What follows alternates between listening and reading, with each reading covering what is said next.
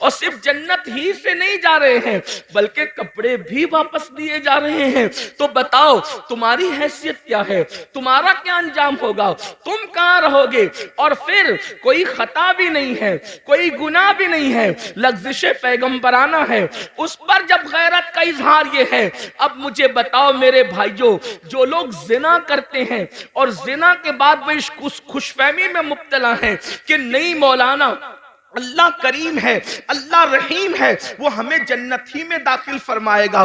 कोई लड़कों के साथ बदकारियां करते हैं और फिर ये तसव्वुर करते हैं कि मौलाना अल्लाह तो बख्शने वाला है, वो रहीम व करीम है। जो लोग सूद के धंधे करके हराम लुक्मा अपने पेट में डालते हैं, फिर भी उनका ख्याल ये है कि अल्लाह रहीम व करीम है, वो हमें बख्श देगा। तो वो ये लोग ये सब चीजें नहीं देखते क्या कि अल्लाह रब्बुल इज्जत ने पहला इंसान जो तमाम नबियों का बाबा है, जो तमाम वलियों का बाबा है, जो तमाम सहाबा का बाबा है, यानी सारे इंसानों के जो बाप हैं, उनके साथ इजहार गैरत करके हमें मुतनब्बे फरमाया, हमें तंबीह फरमाई कि हमारी शान बेनियाजी का अंदाजा करो। वही अल्लाह हमसे हिसाब लेगा, रब तबारक व तआला हिसाब लेगा।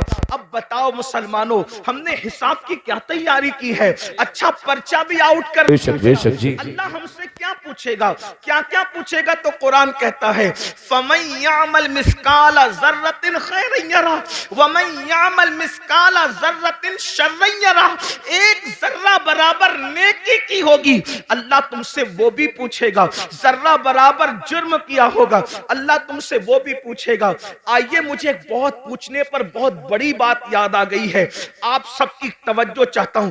बहुत खूबसूरत अंदाज में आप लोग सुन रहे हैं, तो दिल चाहता है कि कुछ खूबसूरत बातें आपके सामने खोली जाए, क्योंकि आप अच्छे से सुन रहे हैं। इसलिए कि जहां मजमा सुनने वाला हो तो दिल चाहता है कि कुछ दिल की बातें कही जाए। यूं तो सुनने के लिए सभी आते हैं, लेकिन आपका बड़ा अच्छा अंदाज है सुनने का। अल्लाह किससे क्या पूछ सकता है, इस बारे में कोई बेनियाज नहीं। वो किसी से भी कुछ भी पूछ सकता, किसी से भी कुछ भी पूछ सकता। इस सिलसिले में एक रिवायत सीरत की तमाम किताबों में लिखी हुई है। अब बहुत ध्यान से सुनना, आने जाने वालों पर ध्यान देने की बजाय अब आप मेरी गुफ्तगू की तरफ ध्यान दें। सीरत की किताबों में सब ने ये वाकया लिखा है। इब्ने इसहाक को भी ले लें और उनके बाद सारे सीरत निगार, कमोबेश अल्फाज की कमी ज्यादती के हवाले से, लेकिन वाकया यही है जिसका मफहूम पेश किया जा रहा है। लेकिन मैं जहां से पेश कर रहा हूं आपके सामने, वो इब्ने मुंजरी के हवाले से मैं पेश कर रहा हूं बतौर मफहूम। अब गौर करें, इस रिवायत के रावी है सैयदना सिद्दीक अकबर रदी अल्लाह तआला, अफजलुल बशर बादल अंबिया बितहकीक सैयदना सिद्दीक अकबर रदी अल्लाह तआला। यूं तो सिद्दीक अकबर की से रिवायतें बहुत कम मरवी है, लेकिन सिद्दीक अकबर से जो रिवायतें हैं उन रिवायतों का भी कोई जवाब नहीं। सैयदना सिद्दीक अकबर रदी अल्लाह तआला, एक बात अंदाजा करने, सिद्दीक वो हस्ती है कि जिनके बारे में मौला अली ने बयान किया कि अल्लाह के रसूल ने फरमाया कि अगर सारी जमीन वालों का ईमान एक पल्ले में रखा जाए और तन्हा अबू बकर का ईमान एक पल्ले में रखा जाए, तो सबके ईमान पर अबू बकर का ईमान वजनी हो जाएगा। ये वो हस्ती है जिन्हें सिद्दीक सुभान अल्लाह। और इन ईमान वालों में अबू हुरैरा का भी ईमान है, बिलाल हबशी का भी ईमान है, खालिद इब्ने वलीद का भी ईमान है, गौसे आजम गरीब नवाज का भी ईमान है। अंदाजा फरमाएं, जिसके ईमान की शान ये हो, उसके दिल और सीने की हालत का क्या आलम होगा। वो सिद्दीक अकबर जो सहाबा के इमाम हैं, अफजलुल बशर बादल अंबिया बितहकीक सिद्दीक अकबर रदी अल्लाह तआला अन्हु, जिनके बारे में हुजूर मुहद्दिस आजम के चौचवी रहमतुल्लाह अलैह कहते हैं, मर्तबा हजरत सिद्दीक का ये है सैयद, हर फजीलत के वो जामे हैं नबुव्वत के सिवा। अल्लाह अकबर। आइए, कोई सिद्दीक अकबर रिवायत कर रहे हैं। अल्लाह अकबर, अल्फाज मेरे हैं, मफहूम बयान कर रहा हूं अपने अल्फाज के जामे में। इब्तिदाई दिन है, मदीने मुनव्वरा में असहाबे रसूल अभी नए नए जो है वो मदीने तैयबा आए हैं। अल्लाह अकबर, हुजरों की तामीर अभी नई नई हुई है, मस्जिद नबवी की तामीर नई नई हुई है। हालात ये हैं कि सैयदना अबू हुरैरा जैसे लोग, अल्लाह अकबर, कभी लुंगी होती है बदन पर, ऊपर का कुर्ता नहीं होता, इन हालात में जिंदगियां गुजार रहे हैं। बिलाल हबशी का हाल ये है कि भूख से जब मजबूर हो जाते हैं तो जमीन पर चित लेट जाते हैं ताकि अपने पेट को आराम पहुंचाएं। अल्लाह अकबर। और खुद रहमत दो आलम सल्लल्लाहु अलैहि वसल्लम जिनके नाम से आपने कॉन्फ्रेंस रखी है, उनके घर का हाल ये है कि 3-3 महीने गुजर जाते हैं तो चूल्हा नहीं जलता। अल्लाह के रसूल अलैहि सलाम के घर में 3 महीने, कोई मुबालगा नहीं, ये अल्लाह के रसूल की सबसे प्यारी जोजा उम्मुल मोमिनीन सैयदा आयशा सिद्दीका फरमा रही है। अल्लाह अकबर। आप फरमाती हैं 3-3 महीने हो जाते, चूल्हा नहीं जलता अल्लाह के रसूल के घर में। तो सहाबा ने पूछा, जब हुजूर के घर में चूल्हा नहीं जलता था तो तुम लोग किन चीजों पर इत्तेफा करते थे, क्या खाते थे, कैसे जिंदगी गुजारते थे? तो उस वक्त अम्मा आयशा पाक फरमाती हैं, उस वक्त हम लोग 2 काली चीजों पर अपना वक्त गुजार लेते थे। आपने फरमाया, जिसको हदीस में रिवायत किया गया, कालत अस्वदैन, हम 2 काली चीजों पर गुजारा कर लेते थे। नंबर 1 खजूर, नंबर 2 पानी। इसी हदीस से इस्तेदलाल करते हुए इमाम अहले सुन्नत ने पानी का रंग जब पूछा गया तो आपने फरमाया कि पानी का रंग काला है, इसलिए कि लोग अब तक पानी को बेरंग समझते हैं। लेकिन मुफ्ती 4 मिल्लत उम्मुल मोमिनीन सैयदा आयशा सिद्दीका ने पानी का रंग खुद मुतय्यन फरमा दिया कि पानी का रंग काला होता है। इसकी एक अलग तहकीक, अलग तफसील है, मेरा उन्वान वो नहीं। लेकिन उम्मुल मोमिनीन क्या फरमा रही है, हम 2 काली चीजों पर इक्तिफा कर लिया करते थे, खजूर और पानी। अल्लाह अकबर। अब आइए, अल्लाह अल्लाह, हुजूर के घर का ये हाल है। इससे मैं अपने जवानों से ये भी कहना चाहता हूं, ये जो यूपी की जमीन पर 5 वक्त देहात देहात में अजान गूंज रही है, बिहार, बंगाल, शाम, यमन, ये जो जमीनों पर देहातों में भी आवाज अजान की गूंज रही है, इसमें हुजूर अलैहिस्सलाम की मेहनतें कितनी हैं। इतनी मेहनतें कि जिसने अपने घर में 3-3 महीने तक चूल्हा नहीं जलाया और इस्लाम की शमा को जलाने के लिए इतनी मेहनत फरमाई, जरा गौर तो करें। अल्लाह अकबर। जब मुसलमान होकर हम अल्लाह के दीन को पीठ के पीछे डालते होंगे तो उस वक्त रसूलुल्लाह के दिल पर क्या गुजरती होगी, अल्लाह के रसूल अलैहिस्सलाम को कितनी अजियत पहुंचती होगी, कितनी तकलीफ पहुंचती होगी, इसका एहसास करो। क्योंकि पूरा ये जो मजमा है, ये सब अपने आप को आशिक़े रसूल कहलाने वाला मजमा है। मैं आपसे पूछूं, अगर अपना बाप एक वक्त तो भूखा रहकर बिल्डिंग बनाता है और उस बिल्डिंग पर कोई पत्थर फेंक दे तो लोग कहते हैं, मौलाना मेरे बाप ने भूखा रहकर ये बिल्डिंग बनाई है। एक टाइम भूखा रह के बाप ने बिल्डिंग बनाई है तो उस बिल्डिंग से आपको कितना प्यार है।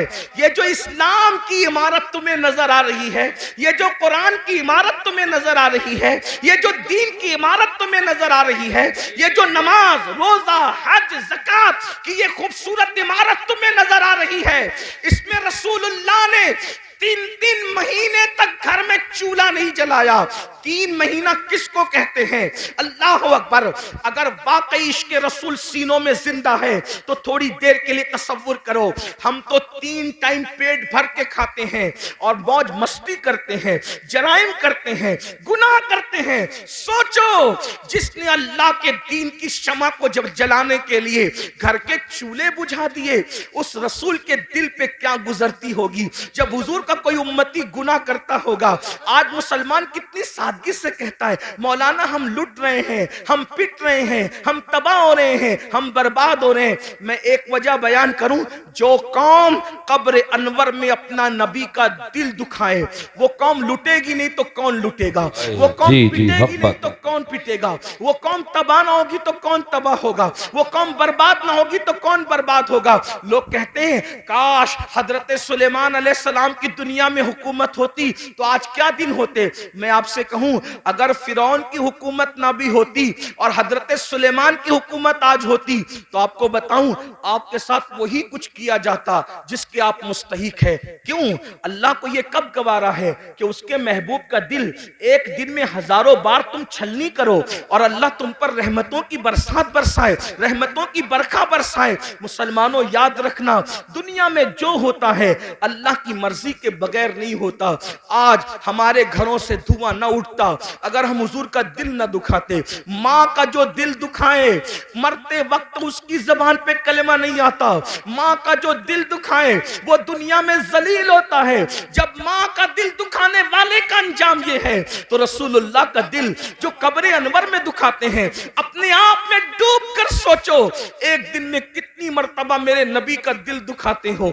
जो रसूल जानवर का भी दिल दुखाने से मना करे, जो नबी पिस्सू और मक्खी पर जुल्म करने से मना करे, जो रसूल मुर्गी और कुत्ते और बिल्ली पे जुल्म करने से मना करे, तुम अपने नबी का दिल छलनी कर रहे हो अल्लाह, और फिर उस पर तुम ये तमन्ना करते हो कि ये होगा वो होगा। मुसलमानों, सैयदना फारूक आजम रिवायत करते हैं, जिसको फकीह अबुल्लाह समरकंदी ने लिखा कि तुम छोटे से छोटा भी गुनाह करते हो तो उससे हुजूर का दिल दुखता है, उससे हुजूर का अल्लाह। सोचो, अल्लाह कब्र में नबी का इतना ख्याल फरमाए कि 70,000 फरिश्ते सुबह को भेजे कि शाम तक तुम दुरूद पढ़ो महबूब पर, और 70,000 शाम को भेजे कि तुम सुबह तक दुरूद पढ़ो मेरे नबी पर। अल्लाह खुद भी दुरूद भेजे, फरिश्तों को भी दुरूद भिजवाए कि तुम भी दुरूद भेजो, और एक बार जो फरिश्ता आ जाए दोबारा फिर वो आ नहीं सकता। और हम क्या भेज रहे हैं? जिना के तीर, दाढ़ी मुड़ाकर तीर, गाने सुनकर तीर, औरतों पे जुल्म करके तीर, गुनाहों को करके तीर। सोचो, जो कौम, ऐसी भी कौम दुनिया में कोई गुजरी है जो अपने नबी का दिल छलनी करे, नबी के दिल पे नश्तर लगाए?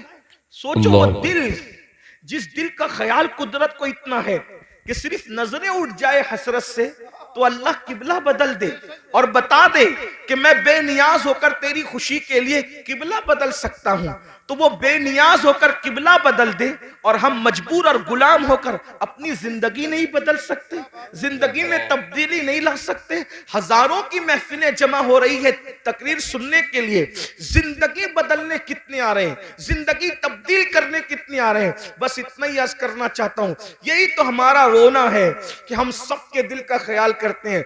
दुकान बंद करके शादी में क्यों जा रहे हो? पता है यार, दोस्त के बेटे की शादी है, मेरा यार नाराज हो जाए। समधी के घर दुकान बंद करके मैयत में इसलिए जा रहे हो यार मेरे समधी के बाप की मैयत है, कहीं वो नाराज ना हो जाए। समधी की खुशी के लिए दुकान बंद हो सकती है, दोस्त की खुशी के लिए दुकान बंद हो सकती है, रसूलुल्लाह की खुशी के लिए क्या नमाज के वक्त तो दुकान बंद नहीं हो सकती?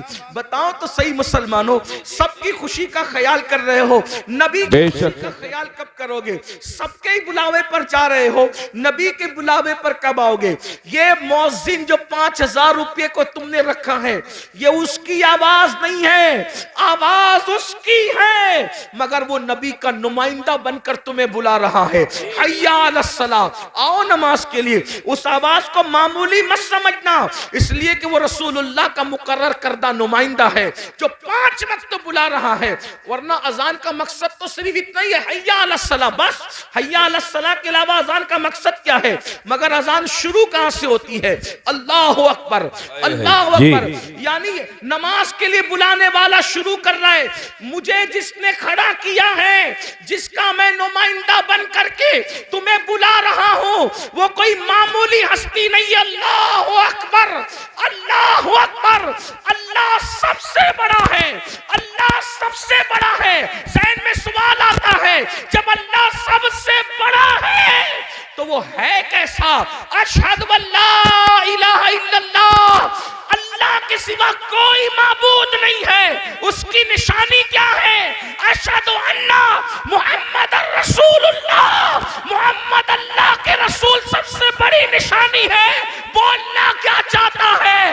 हय्या अलस सलाह, आओ नमाज की तरफ। नमाज की तरफ आऊंगा तो क्या मिलेगा?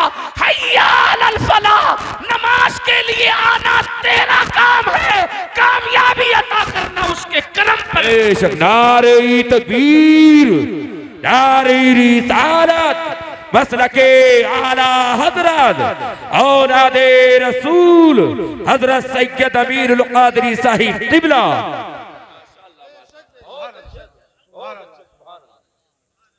फलाह अरबी लुगत में इतना जामे लफ्ज है कि हर कामयाबी को यह समेट लेता है।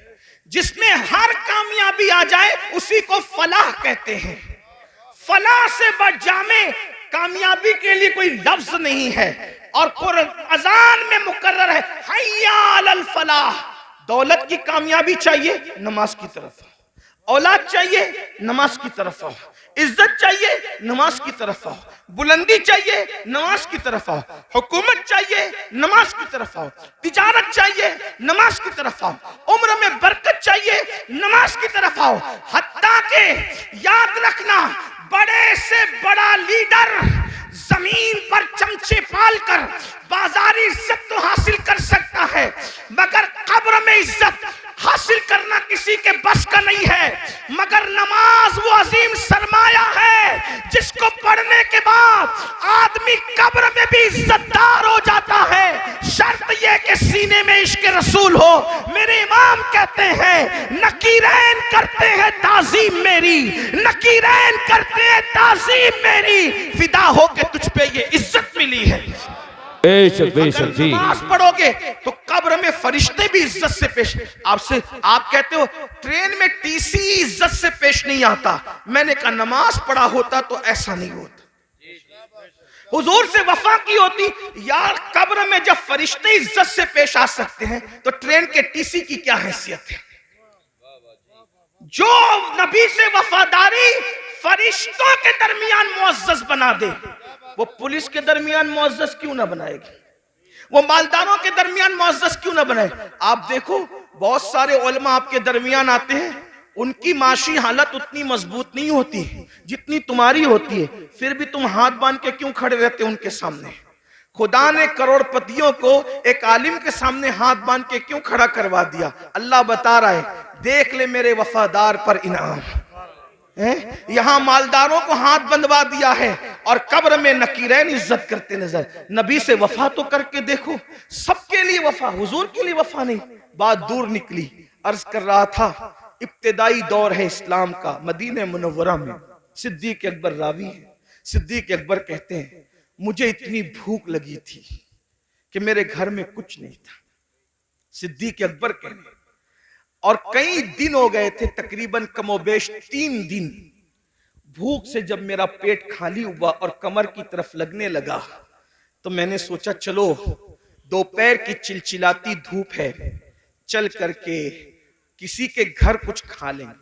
दोपहर में जब मुझे कोई देखेगा कि अबू बकर दोपहर में धूप में कहां फिर रहे हो, तो फिर मैं कह दूंगा कि भूख लगी है तो मुझे कुछ खिला देगा। इधर सिद्दीक अकबर निकले, उधर फारूक आजम से सामना हुआ।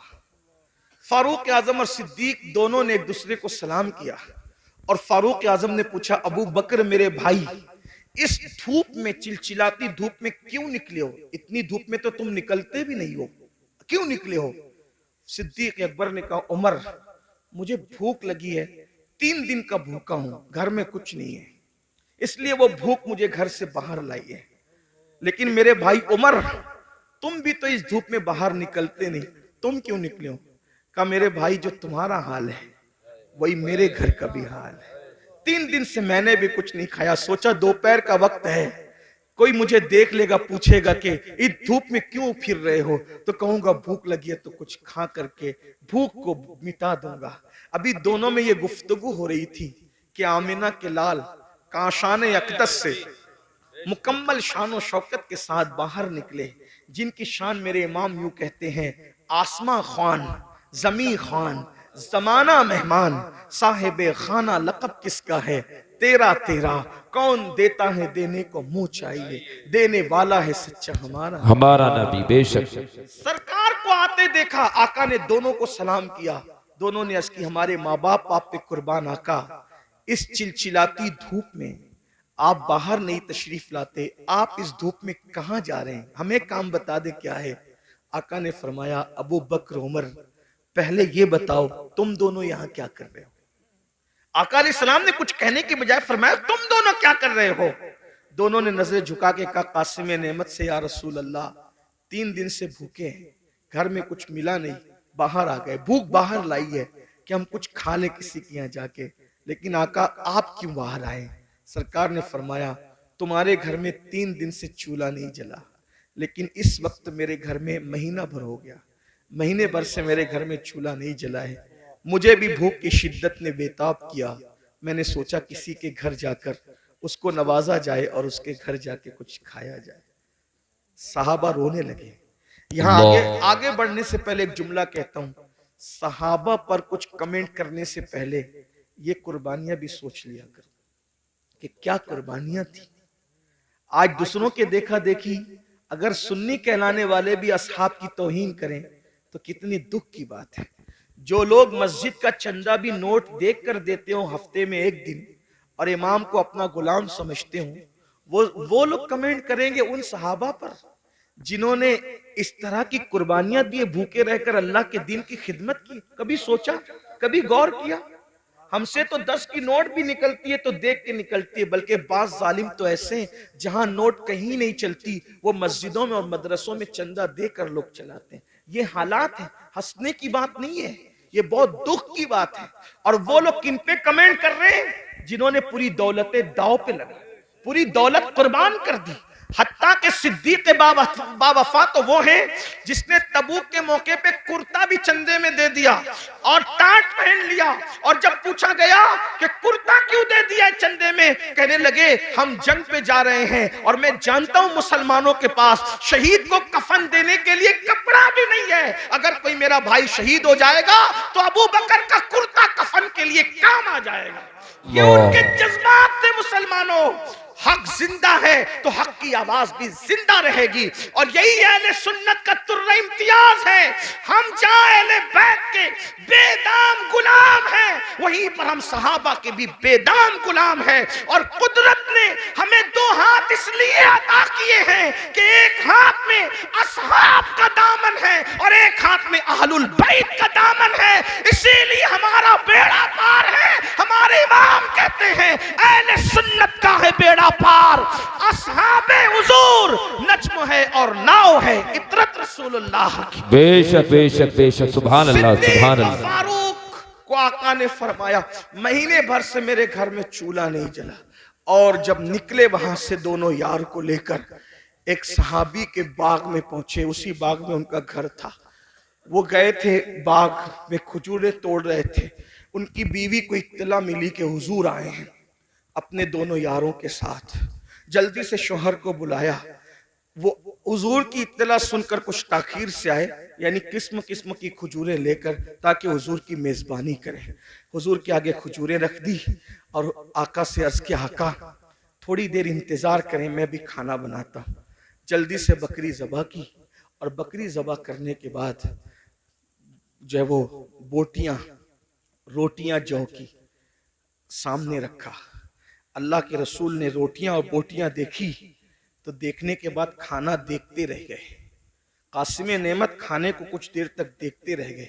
सहाबा ने अर्ज़ किया, आका जो है वो शुरू फरमाए, खाने का आगाज फरमाए। तो आका ने उस सहाबी जिसके घर में हुजूर बैठे थे का अगर इजाजत दो, हुजूर दुनिया को पैगाम दे रहे हैं, फरमाया अगर इजाजत दो तो इस खाने से कुछ निकालना चाहता हूं। रोटी उठाई जौ की, उस पे कुछ बोटियां रखी और बोटियां रखकर आंख में आंसू आ गए। फरमाया कि जितने दिन से मैं भूखा हूं उतने ही दिन से मेरी बेटी फातिमा ज़हरा भी भूखी है। जितने दिन से मेरे घर में चूल्हा नहीं जला है उतने ही दिन से मेरी बेटी फातिमा के घर चूल्हा नहीं जला है। जब ये ताजा खाना मेरे सामने आया तो मुझे मेरी बेटी फातिमा ज़हरा की भूख याद आ गई। एक काम करो, पहले उसे ले जाकर दे दो, मेरी बेटी खा ले, उसके बाद मैं खाऊंगा। और वो खाना जब सैयदा के घर पहुंचा, उसके बाद हुजूर ने खाना खाया। इतना पूरा वाकया इतना लंबा चौड़ा बयान करने के लिए एक ही वजह थी कि एक जुमला बयान करना था। हुजूर ने वो खाना खाया और खाने के बाद फिर हुजूर की आंख में आंसू आ गए, हुजूर रो पड़े।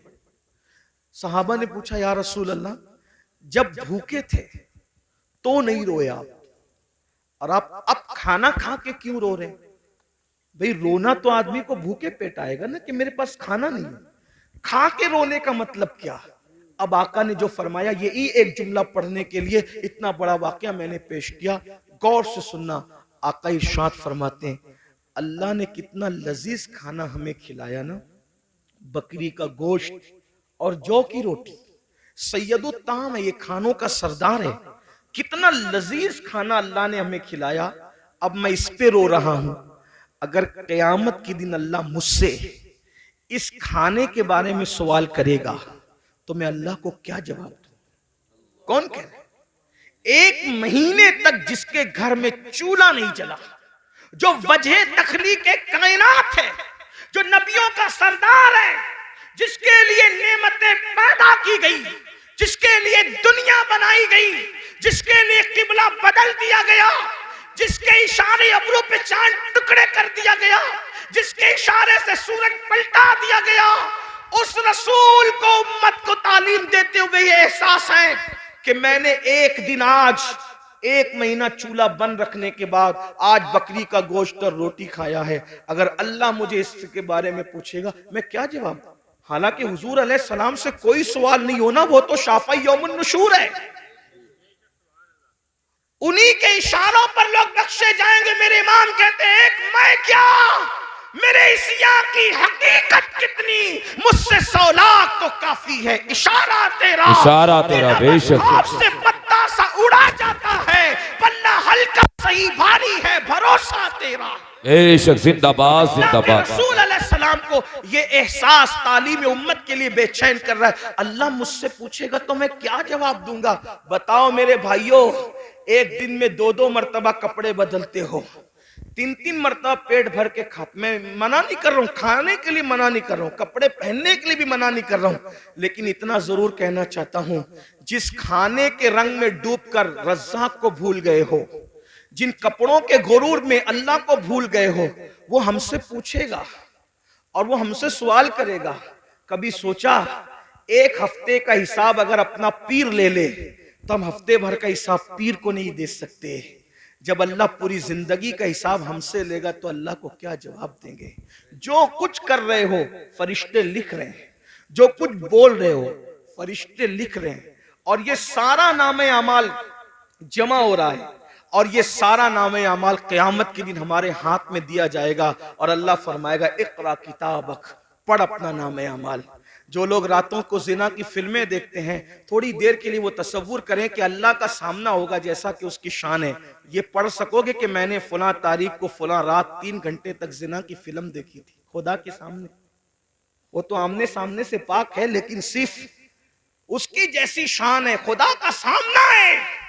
ये पढ़ सकोगे कि मैंने लड़कों के साथ बदफेलियां की थी। सोचो, तवज्जो करो। हदीस पाक तो यह है, लड़कों के साथ बदफेली करने वाला कहीं भी मरे। अल्लाह ने कुछ फरिश्ते ऐसे पैदा किए जिनकी चोंच है परिंदों की तरह, कहीं भी मरता है उसको उठाते हैं और उठाकर वहां ले जाकर फेंक देते हैं जहां कौमे लूत पर अजाब आया था। ये गंदी फिल्में यही तरफ आपको ले जा रही है। गंदी फिल्में आपको यही गंदगी की तरफ ले जा रही है, आपको एहसास नहीं है। आप तो सोचो रात है, कौन देख रहा है, अकेला हूं, कौन देख रहा है। अल्लाह इरशाद फरमाता है, हुआ माकुम ऐनमा कुंतुम, तू जहां कहीं है अल्लाह तेरे साथ है। और कितना साथ है, तो कहता है नहनु अक़रबु इलैहि मिन हब्लिल वरीद, अल्लाह तेरी शेरक से ज्यादा करीब है। और एक मकाम पे फरमाता है इन्नल्लाह काना अलैकुम रकीबा, अल्लाह तुम पर कड़ी निगरानी फरमा रहा है। मुसलमानों जरा सोचो, हलाल गिज़ा सैयदुल आलमीन वजह तखलीक कायनात खा ले तो रोए, इसके बारे में मैं अल्लाह को जवाब क्या दूंगा। हम तो गुनाह कर रहे हैं और हमें एहसास ही नहीं, अल्लाह को हिसाब भी देना है, अल्लाह को जवाब भी देना है। इमाम अहले सुन्नत आला हजरत जैसी शख्सियत कहती है, करीम अपने करम का सदका लई में बेकद्र को न शर्मा, तू और रजा से हिसाब लेना, रजा भी कोई हिसाब में है। अंदाजा तो फरमाए मुसलमानों, हम अपने आप को धोखा दे रहे हैं, हम अपने आप को तबाह कर रहे हैं, हम अपने आप को बर्बाद कर रहे हैं। आइए गुफ्तगू को समेटते हुए, दस्तारबंदी भी होनी है, मैं जल्द अपनी गुफ्तगू को समेटूंगा। कौन कौन लोग हैं, कौन कौन लोग हैं, कौन लोग हैं जो हिसाब को याद करके रोते रहे, हिसाब को याद करके रोते। सैयदुत तैफा जुनैद बगदादी फरमाते हैं कि जो मकाम जिब्रील अलैहिस्सलाम को फरिश्तों में हासिल है, वो मकाम वलियों में हजरत बायजीद बुस्तामी को हासिल है। सुल्तानुल आरिफीन बायजीद अल बुस्तामी, आपको पेशाब होता था खून का पेशाब होता था हजरत बायजीद बुस्तामी को। मुरीदीन को पता चल गया कि बायजीद को खून का पेशाब हो रहा है। हमदर्दी की हजरत, आप जल्दी से किसी अच्छे हकीम से इलाज करवा लें क्योंकि आपको खून का पेशाब हो रहा है। फरमाया मेरा इलाज किसी हकीम के पास नहीं है। कहा क्यों? कहा कि ये जो खून का पेशाब होता है वो बीमारी से नहीं होता, बचपने में मुझसे एक गलती और गुनाह हो गया था। जब मुझे याद आता है कि अल्लाह उस गलती के बारे में मुझसे पूछेगा तो मैं अल्लाह को जवाब क्या दूंगा बचपने की उस गलती का। तो उस जवाब देने के तसव्वुर से मेरा जिगर अल्लाह के खौफ से पिघलने लगता है और पिघल पिघल कर पेशाब के रास्ते से बहता है। तो तुमको लगता है कि खून का पेशाब हो रहा है, खून का पेशाब नहीं हो रहा है, यौमे हिसाब के खौफ से मेरा जिगर पिघल पिघल करके बह रहा है। आपसे पूछना चाहता हूं मेरे भाइयों, आखिर इतने जराइम करके इतने बेखौफ क्यों हो? आखिरत भूल गए, आखिरत का तसव्वुर भूल गए। हजरत सैयदना मारूफ अल करकी वो बुजुर्ग हैं कि गौसे पाक फरमाते हैं सबसे ज्यादा अगर मुझे किसी मजार से फैज मिला है तो वो सैयदना मारूफ करकी का मजार है। गौसे पाक जिसके मजार पे जाकर चिल्ला करे वो मारूफ करकी कैसे बुजुर्ग होंगे? गौस पाक कहते हैं अगर कोई हाजत पेश आए तो मारूफ करकी के वसीले से जो दुआ की जाती है अल्लाह ताला उस दुआ को कबूल फरमाता है। ये मारूफ करकी है। फरमाते हैं 40 साल हो गए मैंने आसमान की तरफ कभी नजर नहीं उठाई। 40 साल से। लोगों ने पूछा क्यों? तो फरमाया एक गुनाह हो गया था। जब वो गुनाह याद आता है तो सोचता हूं कि अल्लाह को जवाब क्या दूंगा। उसी शर्म से मैं 40 साल से आसमान की तरफ नहीं देख रहा हूं। अब मारूफ करके जिसके वसीले से गौस पाक दुआ करते हैं उनका गुनाह क्या था वो भी सुन ले ताकि आप गलत फहमी का शिकार न रहे। फरमाते लोगों ने पूछा हजरत वो गुनाह क्या हो गया था आपसे? कोई तो गुनाह। भाई हम आज गुनाह की बात करें तो लोग अपने पे कयास करते हैं ना कि मैंने जो जो किया उसमें से कुछ हुआ होगा, तो जरा वो गुनाह भी सुन ले कि वो गुनाह क्या था। फरमाते मैं कपड़े का व्यापारी हूं, कपड़े बेचता हूं। मार्केट में मेरी दुकान थी।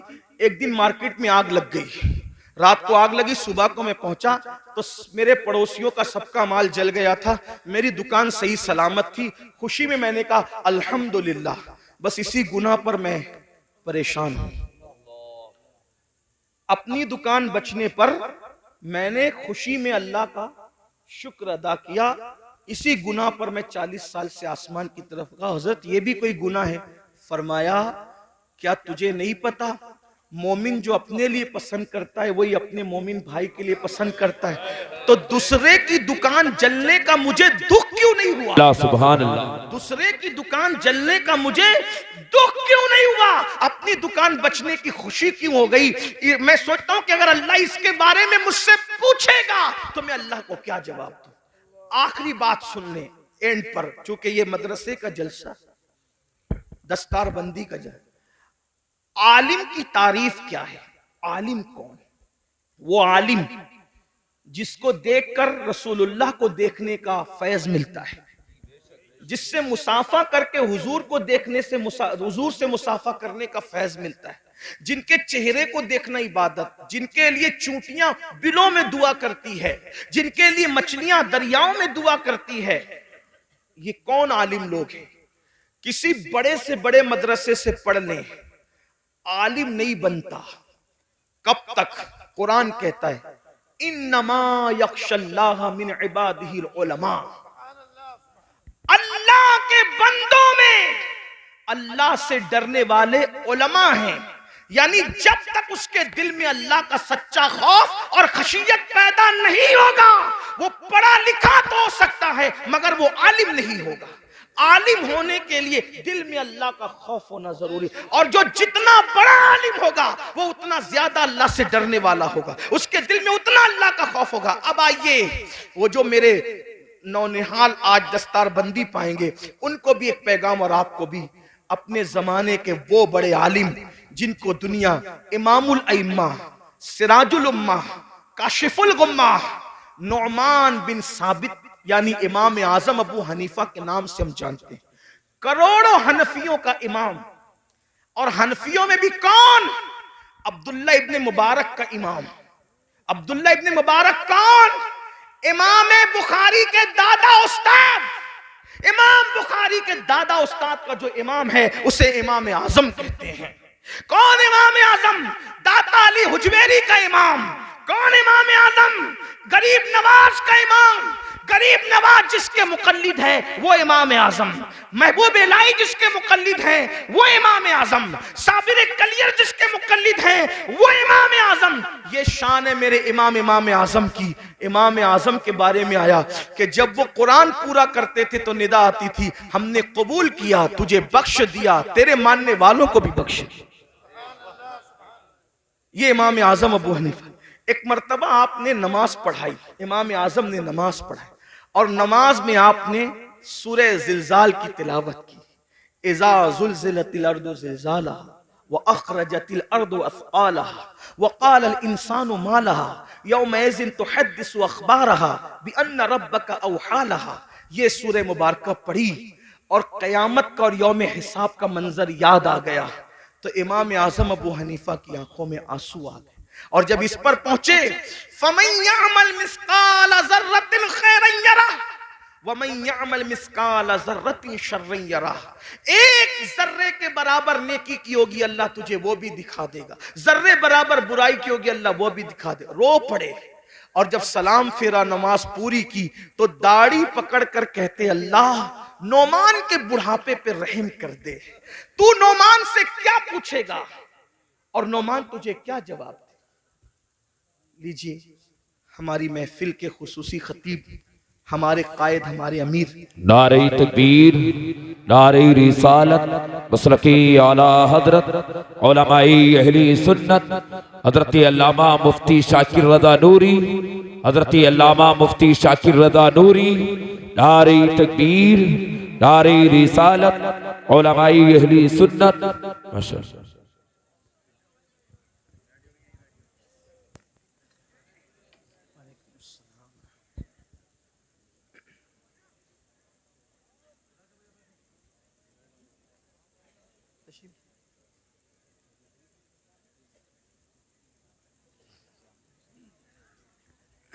बैठ जाएं, दुरूद शरीफ पढ़ने। रब्बि सल्लि व सल्लिम दाइमन अबदा अला हबीबिका खैरुल खल्क़ि कुल्लिहिम सलातु व सलामुन अलैका या जद्दल हसन वल हुसैन। हज़रत तशरीफ़ ले आए। हज़रत का ये खिताब होगा, मैं मुख्तसर अल्फाज में अपनी बात मुकम्मल कर रहा हूँ। तो आइए, हम उस खतीब को अब सुनना चाहते हैं जिसकी खिताबत ने इनकलाब पैदा किया दुनिया भर में। चंद अल्फाज में अपनी बात पूरी करता हूं। जब आपने ये सूरह मुबारका का इख्तिताम पढ़ा, फमन यअमल मिस्काल ज़र्रतिन खैरन यरा व मन यअमल मिस्काल ज़र्रतिन शर्रन यरा, जर्रे बराबर अगर तूने नेकी की होगी अल्लाह तुझे वो भी दिखाएगा, जर्रा बराबर बुराई की होगी अल्लाह तुझे वो भी दिखाएगा। और फिर आप रो पड़े, पूरी नमाज रोते हुए गुजारी, और जब आप नमाज मुकम्मल कर चुके लोग उठ उठ करके चले गए तो आपने दाढ़ी पकड़ करके कहा, अल्लाह नोमान के बुढ़ापे पे रहम फरमा, तू नोमान से क्या पूछेगा और नोमान तुझे क्या जवाब देगा। इसी तरह रोते रहे। मस्जिद के जो मुअज्जिन थे वो चिराग जो वो बुझाने के लिए, दरवाजा बंद करने के लिए बार बार आते जाते रहे। आपके मोटे मोटे आंसू फर्श पर टपकते और इसी तरह आप रोते रहते।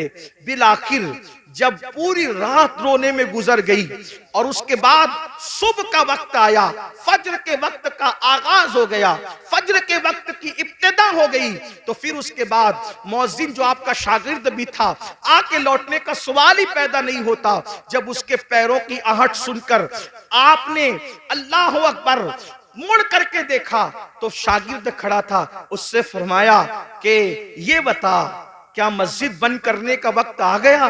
तो शागिर्द कहता है, हुजूर मस्जिद बंद करने का नहीं, अब तो मस्जिद के दरवाजे खोलने का वक्त आ गया। सुबह हो गई है, फज्र हो गई है, और आप रात भर जो है वो रोते रहे, आंसू बहाते रहे। मैं आता रहा, जाता रहा, आता रहा, जाता रहा। तो इमाम आजम फरमाते हैं, क्या तूने मुझे रोते हुए देख लिया? तो वो कहता है, हुजूर आप पूरी रात रो रहे थे। फरमाया, तुझे अल्लाह की कसम देकर कहता हूं, जब तक मैं जिंदा रहूं उस वक्त तक ये वाकया तू किसी से बयान मत करना कि नोमान आखिरत की फिक्र में रात रात भर रोते हैं, क्योंकि उसकी शान बेनियाजी से डर लगता है कहीं ऐसा ना हो जाए कि ये कह दिया जाए नोमान हमारे लिए रोता था और सुबह को उसकी तशहीर कर दिया करता था। अल्लाह अकबर, अल्लाह अकबर। आप अंदाजा फरमाए, मेरे आका सल्लल्लाहु अलैहि वसल्लम के दीवानों, जिनके मुकल्लिदीन में दाता अली हुजवेरी जैसे, गरीब नवाज जैसे, अब्दुल्ला इब्न मुबारक जैसे, दाऊद ताई जैसे लोग जिनके मुकल्लिदीन में हो, वो लोग आखिरत को याद करके इस तरह रो रहे हैं। और यहाँ हाल ये है, 5 कलमे भी याद नहीं, नमाज का तरीका भी याद नहीं, गर्मी में इस्तिंजा की सुन्नतें क्या है और सर्दी में क्या है, किस तरह से गर्मी और सर्दी के अहकामात बदलते हैं, हमें यह भी शऊर नहीं है।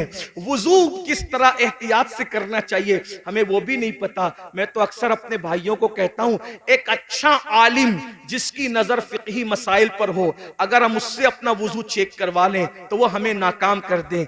जब आलिम के सामने हम अपना वुजू साबित नहीं कर सकते तो आलिमुल गैब के सामने हम आखिर कौन सा अमल साबित कर सकेंगे और हमारी हैसियत क्या होगी? अंदाजा तो फरमाएं मेरे आका अलैहिस्सलाम के दीवानों, हालात ये हैं और हमारी कैफियत ये है कि हम जन्नत में न जाएंगे तो कौन जाएगा। हुजूर ताजुश शरिया अलैहि